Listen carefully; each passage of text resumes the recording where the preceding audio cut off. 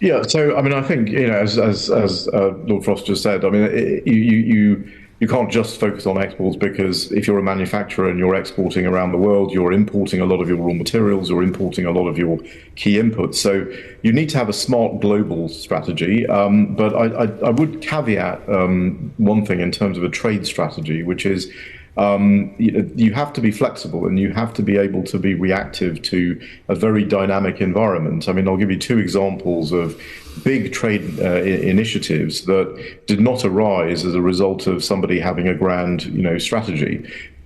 NAFTA, for example, happened because President Carlos Salinas of Mexico went to the US, went to George Bush Sr. and said, I want to be part of the Canada-US bilateral. Why? Because he wanted to lock in the reforms he was doing in Mexico. And so that's how NAFTA occurred. It was the US reacting to an opportunity that arose. And a lot of trade strategy is putting yourself in a position where you can react to that changing environment. CPTPP is also an example of that. And so I think what you need to do is you need to have the broad contours of a global strategy, which includes both your trade openness, your import approaches, your domestic regulatory environment, because that is very important to your global competitiveness. And that global competitiveness strategy is basically built for all countries along the same lines, which is what can I do to improve my own domestic environment? What can I do unilaterally? What can I do in terms of these FTAs and trade deals? What can I do with things like CPTPP, plurilateral actions? And what can we do to move the multilateral agenda forward? And you need to work on all of those things at the same time. Is the race to a trillion, is that just a meaningless slogan then, in your view? Well, I think it's a useful target. It's always useful to have targets. It's a useful target if what you're trying to do is to encourage UK businesses to export more. That's a separate, very small element of your overall strategy. And what I would do with that is I would say, well, how are we going to get to that target?